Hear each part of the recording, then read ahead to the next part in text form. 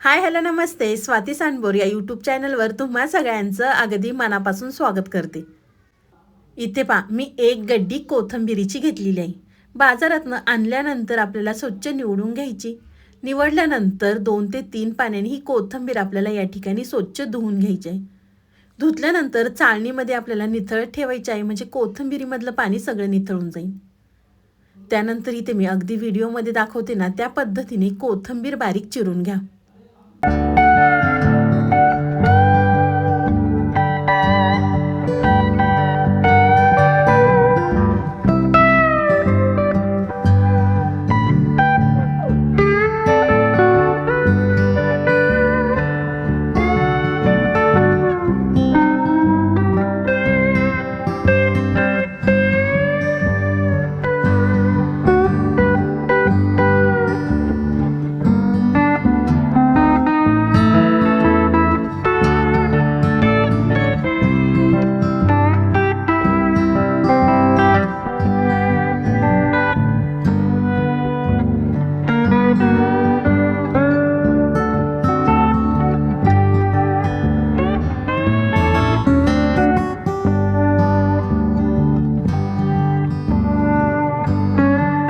इथे मी सगळी कोथिंबीर बारीक चिरून घेतलेली आहे.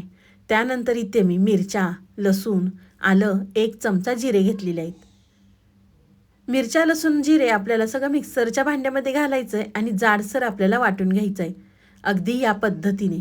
पाणी अजिबातसुद्धा आपल्याला वाटताना घालायचं नाही. तर चिरलेली कोथिंबीर इथे मी एका पसरट भांड्यामध्ये घेतलेली आहे. त्यामध्ये आपल्याला 2 चमचे तीळ घालायचे आहेत. 2 चमचे तीळ घातल्यानंतर आपण जे मिक्सरला वाटून घेतलं होतं आलं, लसूण, मिरची ते आपल्याला त्यामध्ये घालायचं आहे. तोपर्यंत तुम्ही माझा व्हिडिओ इथपर्यंत पाहिलाच आहे आणि व्हिडिओ आवडला असेल ना तर व्हिडिओला एक लाईक नक्कीच करा. वाटलेला ठेचा घातल्यानंतर इथे मी 1 चमचा ओवा घेतलेला आहे. आपल्याला ओवा थोडासा हातावर चोळून घालायचा आहे. ओवा घातल्यानंतर इथे मी 1 कप बेसन पीठ घेतलेलं आहे. तुम्ही बेसन पिठाच्या ऐवजी मुगाच्या डाळीचं पीठ असतं ना ते सुद्धा या ठिकाणी वापरू शकता.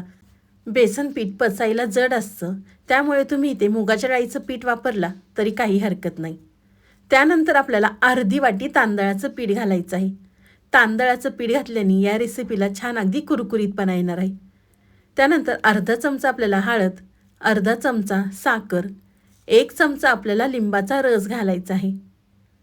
लिंबाचा रस घातल्यानंतर चवीनुसार आपल्याला त्यामध्ये मीठ घालायचं आहे. आणि सगळी पिठं आपल्याला व्यवस्थित कोथिंबीरमध्ये मिक्स करून घ्यायची आहे. लगेच आपल्याला पाणी घालायचं नाही आहे. लागेल तसं आपण त्यामध्ये पाणी घालणार आहोत. तर चला, व्हिडिओ आवडला असेल ना तर प्लीज एक सबस्क्राईब नक्कीच करा. साईडचं बेल आयकॉनसुद्धा प्रेस करा, म्हणजे तुम्हाला माझे नवीन नवीन व्हिडिओ पाहायला मिळतील. तर इथे मी थोडं थोडं पाणी घालून ह्याचा गोळा तयार करून घेते. तुमच्या लक्षात आलंच असेल की नेमकं आपण आज काय बनवणार आहे. पिठाचा कमी वापर करून आज आपण कोथिंबीर कुरकुरीत वडी बनवणार आहे. तर तुम्ही या ठिकाणी पाहू शकता मी थोडं थोडं पाणी घालून ह्याचा गोळा तयार करून घेतलेला आहे. खूप जास्त आपल्याला या ठिकाणी सैलसर करायचं नाही आहे. त्यानंतर त्यावरती थोडंसं तेल घालायचं आहे आणि बाकीचं तेल आपल्याला हाताला चोळून घ्यायचं आहे. हाताला तेल चोळल्यानंतर आपण भाकरी बनवण्यासाठी जेवढा गोळा घेतो ना तेवढा या ठिकाणी घ्यायचा आहे आणि आपल्याला त्याची वडी तयार करून घ्यायची आहे. अगदी व्हिडिओमध्ये दाखवते ना त्या पद्धतीने करून घ्या. तुम्ही जर एकदा माझ्या पद्धतीने बनवली ना तर नेहमी हीच पद्धत वापरून बनवाल. तुम्ही नेहमी कोथिंबीरीची वडी बनवत असाल, पण करण्याची पद्धती प्रत्येकाची वेगळी असते. एकदा माझ्या पद्धतीने नक्कीच बनवून पहा. तुम्ही यामध्ये जाडसर शेंगदाण्याचा कूटसुद्धा घालू शकता. तर इथे मी 1 वडी बनवून घेतलेली आहे. अशाच पद्धतीने इथे मी बाकीच्या वड्यासुद्धा तयार करून घेते. तर तेवढ्या कोथिंबीरीच्या गोळ्यामध्ये माझ्या 3 वड्या तयार झालेल्या आहेत. तर अशाच पद्धतीने इथे मी सगळ्या वड्या तयार करून घेतलेल्या आहेत. वड्या तयार झाल्यानंतर इथे मी कुकरचा डबा घेतलेला आहे. कुकरच्या डब्याला आपल्याला तेल लावायचं आहे आणि तयार केलेल्या वड्या आपल्याला कुकरच्या डब्यामध्ये ठेवायच्या आहेत. तर 3 वड्या तयार झाल्या होत्या, पण कुकरमध्ये 2च वड्या बसलेल्या आहेत. दुसरी वडी मी एका साईडला उकडून घेणार आहे. तर त्यावरती आपल्याला पांढरे तीळ घालायचे आहेत आणि कुकरला 2 शिट्ट्या करून आपल्याला हे शिजवून घ्यायचे आहेत. तुम्ही चाळणीमध्ये सुद्धा ह्या वड्या उकडून घेऊ शकता. तर इथे मी 2 शिट्ट्या करून वड्या उकडून घेतलेल्या आहेत. वड्या उकडल्यानंतर आपल्याला थंड करून घ्यायच्या आहेत. तुम्ही पाहू शकता वरती तीळ किती छान दिसतात ते वड्यांना. थंड झाल्यानंतर आपल्याला या ठिकाणी वड्या चिरून घ्यायच्या आहेत. अगदी व्हिडिओमध्ये दाखवते ना त्या पद्धतीने वडी चिरून घ्या. वडी चिरत असताना खूप जास्त जाड चिरायची नाही आहे किंवा खूप जास्त पातळसुद्धा आपल्याला ही वडी चिरायची नाही आहे. अगदी व्हिडिओमध्ये दाखवते ना त्या पद्धतीने वडी चिरून घ्या. तर तुम्ही या ठिकाणी पाहू शकता मी दोन्हीसुद्धा वड्या चिरून घेतलेल्या आहे. तुम्हाला हवी तेवढी वडी तुम्ही चिरून तळून घेऊ शकता. बाकीच्या वड्या तुम्ही फ्रीजमध्ये स्टोअर करून ठेवल्या तरी अगदी 10 ते 15 दिवस आरामात टिकतात.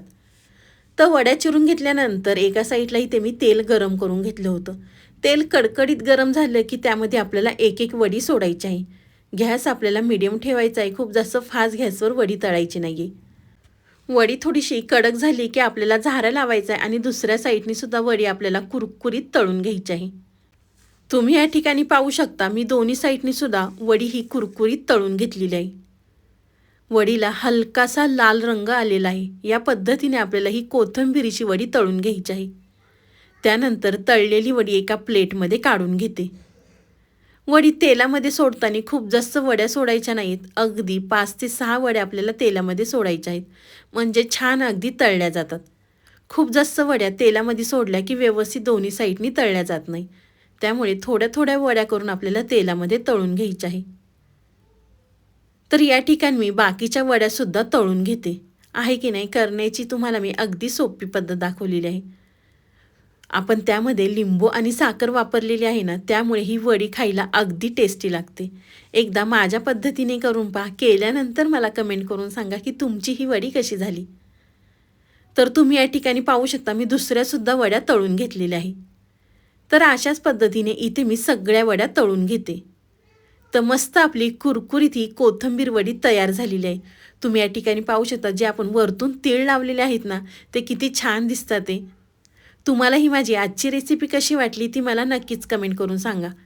व्हिडिओ आवडला तर व्हिडिओला लाईक, कमेंट, सबस्क्राईब करायला विसरू नका. तर चला पुन्हा भेटूया असाच एक छानसा व्हिडिओ घेऊन. तोपर्यंत बाय.